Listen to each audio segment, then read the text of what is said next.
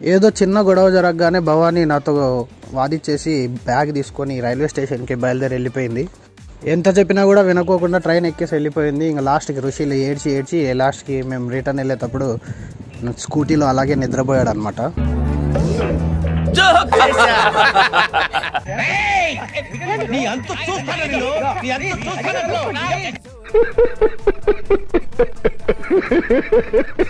ఏం నమ్మేశారా?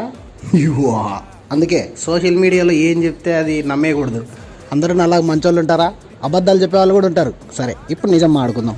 భవానీకి ఏదో బ్యాంకు పని ఉండి వాళ్ళ మమ్మీ ఇంటికి రమ్మంటే సరే అని చెప్పి సడన్గా వెళ్ళింది. టికెట్ కన్ఫర్మ్ అవ్వకపోవడం వల్ల తను ఒక్కటే వెళ్ళింది, లేకపోతే ఋషుల్ని కూడా తీసుకొని వెళ్ళాలనుకుంది. పాపం ఋషులు కూడా ఏమో స్టేషన్కి వెళ్ళగానే అబ్బా అందరు కలిసి ట్రైన్లో పోతామని చెప్పి చాలా హ్యాపీగా ఫీల్ అయినాడు. లాస్ట్కి వాళ్ళమ్మ ఒక్కటే ఎక్కేసరికి ఏడుస్తూ నవ్వుతూ ఏదేదో ఫీలింగ్ అయిపోయి పాపము డిప్రెషన్కి గురైనాడు. తర్వాత మళ్ళీ సర్లే మనం బ్లాక్ ట్రైన్లో పోదాం, అమ్మ ఆరెంజ్ ట్రైన్లో పోతుంది అని చెప్పి ఎలాగో కన్విన్స్ చేసేసి బాయ్ చెప్పు అమ్మకి అని చెప్పి ఆరెంజ్ ట్రైన్కి బాయ్ చెప్పించేసా అనమాట. బ్లాక్ ట్రైన్ బయట ఉంది, అక్కడికి పోయి ఎక్కల్లా అని చెప్పి తీసుకొని వచ్చేసా. అక్కడికి దారి పొడవునా బ్లాక్ ట్రైన్ అని కలవరించినాడు.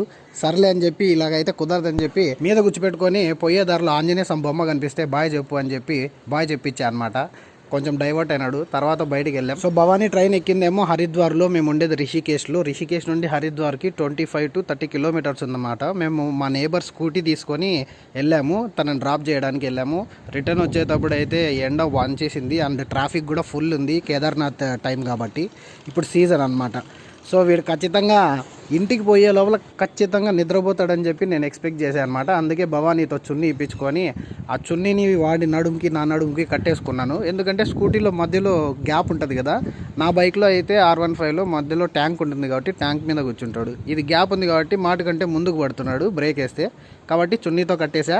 అండ్ నేను ఎక్స్పెక్ట్ చేసినట్టే ఇంటికి పోయే లోపల ఇంకా 10 కిలోమీటర్స్ దూరం ఉండగానే ఇలా నిద్రపోయినాడు. ఇంకా దారిలో వేరే వాళ్ళతో చున్నీని టైట్గా కట్టించుకున్నాను. కామెడీ ఏంటంటే ఇంటికి పోయిన తర్వాత లేచాడు, నాకు చుక్కలు చూపించాడు. తను ఊరికి వెళ్ళి 2 days అయింది, అందుకే నేను కూడా బిజీగా ఉండి వీడియో ఎడిట్ చేయడానికి కూడా కుదరలేదు. పాపం పొద్దున్నే లేవగానే అమ్మ అని అడుగుతాడు, ఎవరు ఫోన్ చేసినా కూడా అమ్మ ఫోన్ చేసింది అంటాడు. స్టెప్స్ దగ్గరికి వెళ్ళి సౌండ్ వస్తే పరిగెత్తుకుంటే డోర్ దగ్గర పోయి అమ్మ అంటాడు. ఇంకో 4 days ఉంటే డిప్రెషన్లోకి పోయేలాగున్నాడు. నిజం చెప్పాలంటే ఫుడ్ కూడా ఇష్టపడి తినట్లేదు, వాళ్ళ మమ్మీ గుర్తొస్తున్నట్టుంది.